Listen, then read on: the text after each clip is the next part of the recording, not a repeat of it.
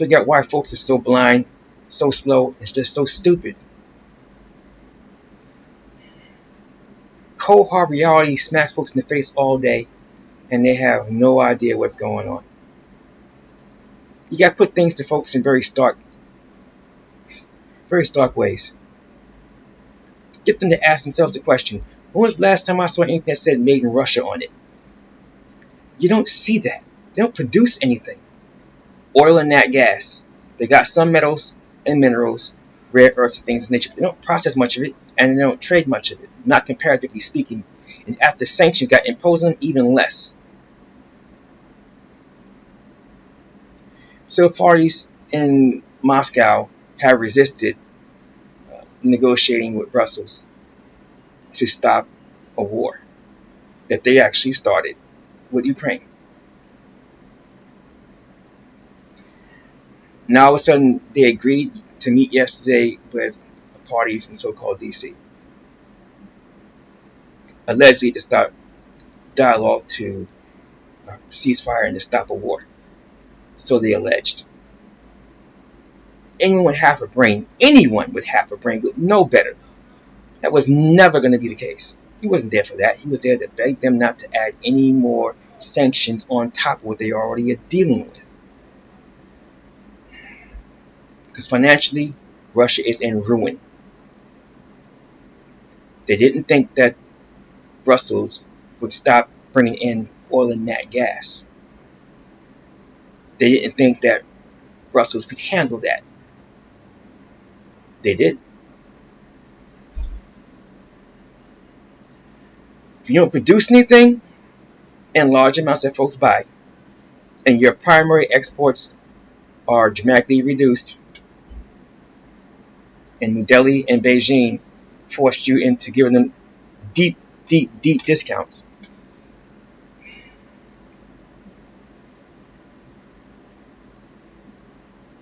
financial ruin is going to be the outcome.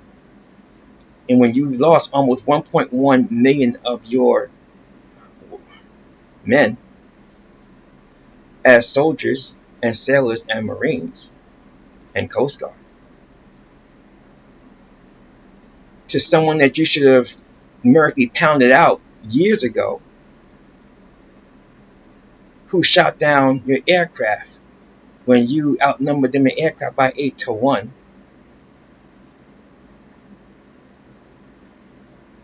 when they destroyed 28 of your ships in one submarine and they barely have a navy to speak of, when they ran out of artillery, literally making drones in their garages and taking out your so-called $1 million military equipment like tanks and IFVs and APCs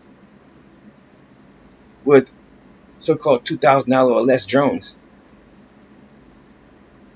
when they are literally taking out better than 10% of your oil refining and storage capacity with drones, when they are striking over 1,000 miles from their own borders into your territory, past your several hundred million so-called dollar anti-aircraft systems.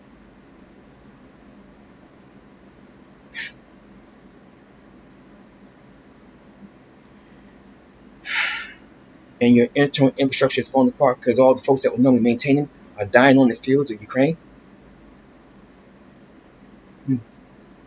And now they're taking out your rail networks, and you rely heavily on rail to move around all your military equipment and supplies.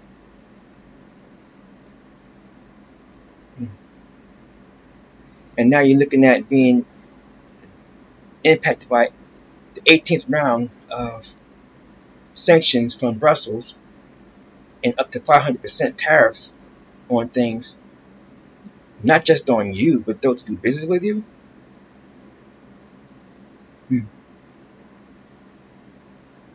Yeah, they're in trouble in Moscow. So the Moscow guy came to meet with the so-called DC guy to basically beg not to be hit with any more sanctions,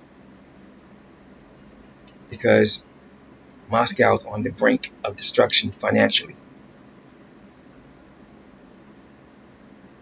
and they could break apart, or their military may rise up against the Moscow guy. A coup is not out of the question. It's a mess. And no, we don't care. What we do care about is the impact of all this. If there is a disintegration of what they call the Russian Federation, it's going to impact gold and silver across the planet. It's going to impact the markets for it. It's going to impact the buying power of our silver internationally for the things that we acquire off our fiscal budget law. So yes, we are required to care for that and for that only. That one reason alone. They're in so much trouble. And those in the Sahel that basically bend the knee and kiss the boots of those in Moscow just so Moscow will let them buy weapons. They're in trouble in the Sahel too.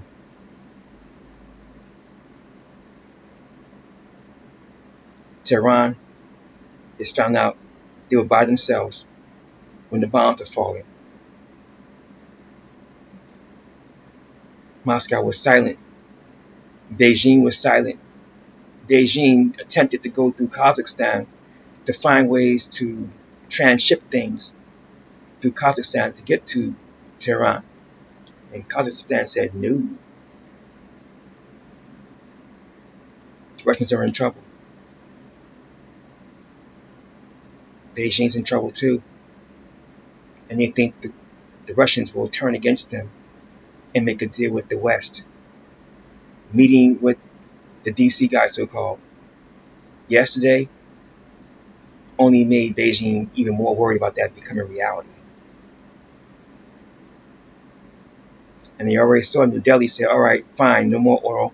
We'll figure it out. We'll get it from other sources just to make cool and be friendly with the so-called DC guy. Russia is in trouble. And no one has anything within their possession that says made in so-called Russia.